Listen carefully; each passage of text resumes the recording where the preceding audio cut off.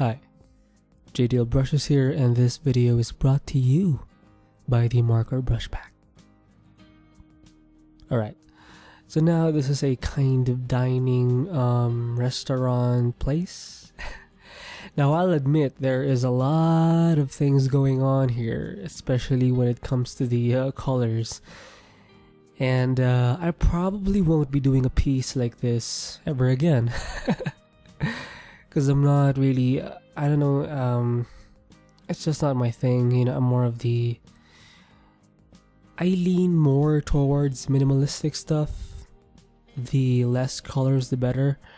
And, but you know, again, I am experimenting with all sorts of things, so yeah.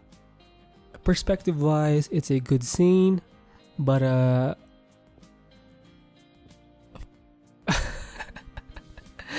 when it comes to the rendering, I don't like the colors. There's just too much going on, and it's just too bright. And it reminds me of the I'm sure you guys are familiar with the LGBTQ something flag. And I wish they had a different flag, because there's just so many colors. It's like kind of a rainbow flag.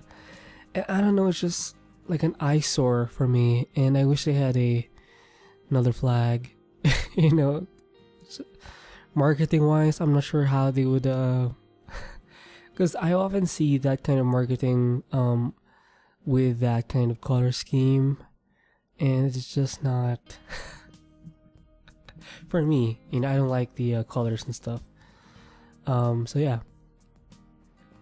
So as you can see, for the rough sketch, I did kind of decided not to finish out the edges, and I did it to kind of help bring that kind of effect where the sketch kind of fades out and eventually becomes the white space in the background.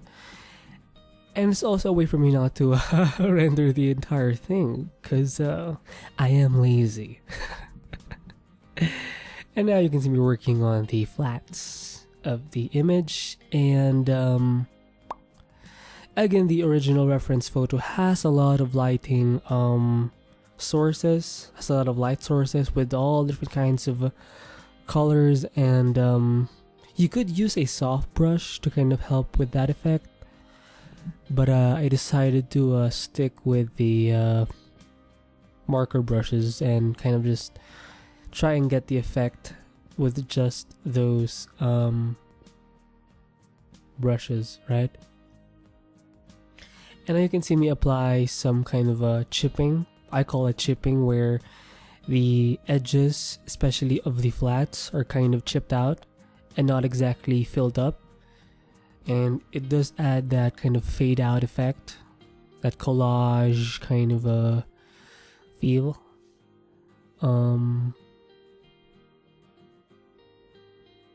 So yeah. And when I would do the flats, I would just pick out the average color of each piece, and then I would use that as the flats. And then whatever kind of color changes happens, whatever kind of changes do happen, I just leave it for the darker shade or the lighter shade phase.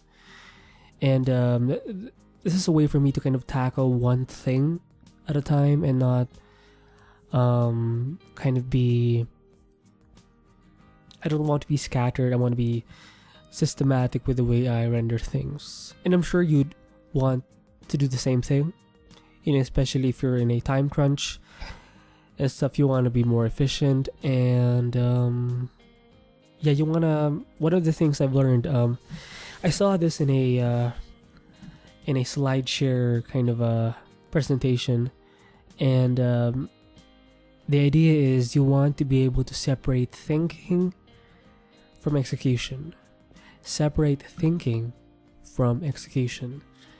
And that actually has stuck with me, and I do apply that concept to all sorts of things in my life. And it does help, you know. What I would do is I would plan things beforehand, and then I would just go be sort of mindless when I would do the thing, just execute. And it does help with productivity, and yeah, that's kind of what my philosophy is, partly. So now you can see me work on some of the lines, and I'm sure you've noticed that I always go for I first go for the edges and kind of clean them up, usually with a darker line and with a white line. And I'm not afraid to use white lines and I don't just use them for highlights. I use them for aesthetic purposes as well, to kind of just make the sketch look a little more interesting, to have your eye to have something for your eye to focus on. And I think having those kind of white lines helps to kind of guide your eye throughout the piece, And I should have actually sketched out that kind of lighting spotlight in the blue part, top right corner of the sketch. But yeah, you can see it's actually kind of fucked up. And this is why you have to make sure that your rough sketch or your initial sketch is kind of correct in a way, so you can avoid these kinds of irregularities, right? So anyway, right now I'm working on the darker shades, and again, my darker shades are done in a group that's in multiply mode.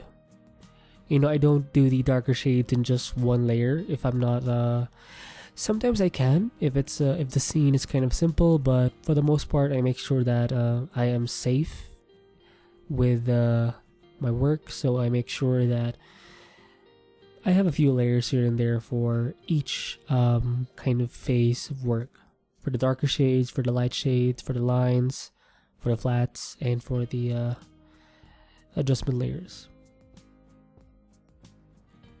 And you can see I've actually subtracted a few tables because it's not necessary to kind of get the concept out. So yeah. And that's one more thing, when doing concept stuff, you don't have to illustrate everything. All you have to do is kind of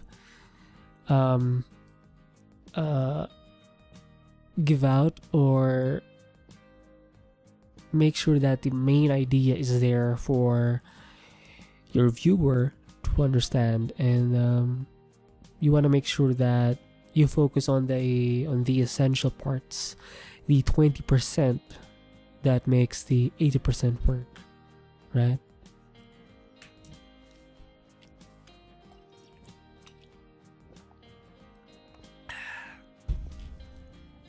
So right now you can see me work on the lighter shades. This time I do them in an overlay mode, and I actually took some of the reds and brought it to the ceiling, and vice versa, I believe.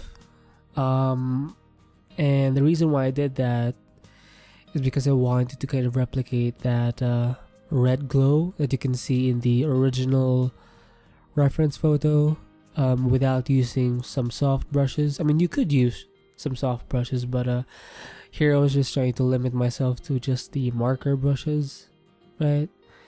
And yeah. So now you can see me work on the adjustment layer phase, where I work on the color balance, levels, and the hue and saturation. Excuse me. Now, actually, I was just kind of going all over the place here, just trying to find some kind of something that feels good, because there are a lot of colors going on here, and it's a little confusing, but I think I did a good job of kind of simplifying them in a way, right? And now I'm working with the color dodge tool and the burn tool to kind of finish things out, to kind of finalize the piece. And I do find that it adds a little more as I would say, to your sketch. And it does look pretty. And I am using a soft brush here, so yeah, I do recommend using a soft brush for the color dodge tool and the burn tool. So that is the sketch for you, and it does look good. You know, the chipping of the edges is kind of cool. Yep. Whichever your art, whatever your tool, make it beautiful.